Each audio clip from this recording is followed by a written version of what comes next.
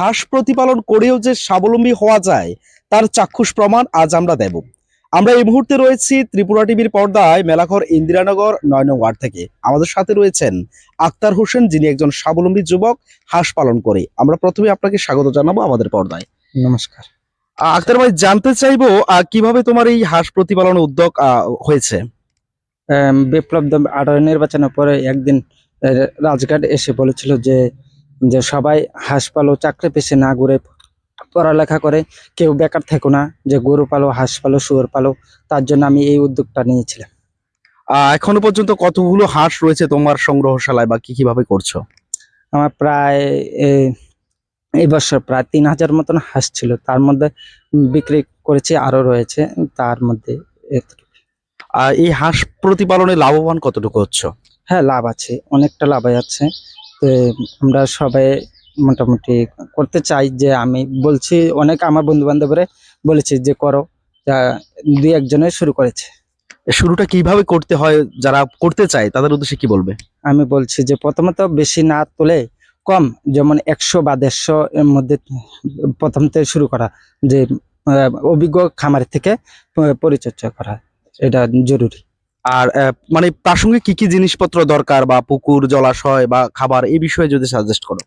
হ্যাঁ, পুকুর পুকুর জল, হাঁস পালতে হলে জল লাগবেই প্রত্যেকেই।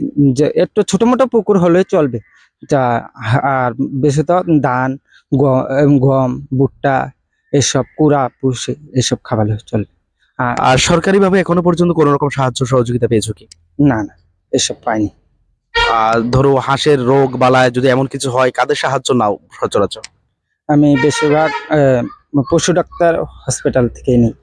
যেমন তার আছে গুরুঙ্গ বাবু আছে, তার থেকে পরামর্শ নিই।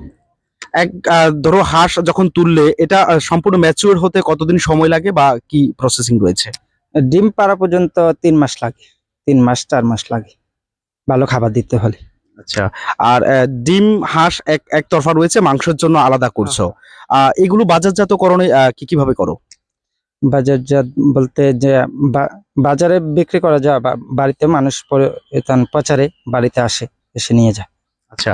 আর ধরো আরো বৃহৎ আকারে আগামী দিনে কি কি পরিকল্পনা রয়েছে? আমার অনেক বড় খামার করা না আশা, গরু, ছাগল, হাঁস, মুরগি সবকিছু। মানে সার্বিক অর্থে বেকার বসে না থাকে, সার্বজনীন এইসব দিয়েও মানুষ লাভবান হতে পারে। আগামীর ভবিষ্যৎ যারা রয়েছে, নিজেদেরকে বেকার বলে তকমা দিচ্ছে বারংবার, কি বলবে তাদের প্রতি? আমি বলবো যে লেখাপড়া করা, বা লেখাপড়ার পিছনে তারা হাঁস, মুরগি, গরু, ছাগল, শুয়োর সবাই প্রত্যেকে পরিচর্যা করো বা পালন করো। একেবারে আক্তার যেটা জানিয়েছেন, লেখাপড়া করলেই যে স্বাবলম্বী হওয়া যায় বা চাকরির পেছনে অযথা অনেকে সময় নষ্ট করছে না, পরবর্তী সময় চাকরি হচ্ছে না, কিন্তু বেকার না থেকে হাঁস থেকে শুরু করে যা পশুজাত খামার রয়েছে এগুলো করেও কিন্তু রাজ্যে বর্তমান সময়ে স্বাবলম্বী হওয়া যায়। মেলাঘর থেকে এই মুহূর্তে ত্রিপুরা টিভির পর্দায় রয়েছে আমি প্রীতম।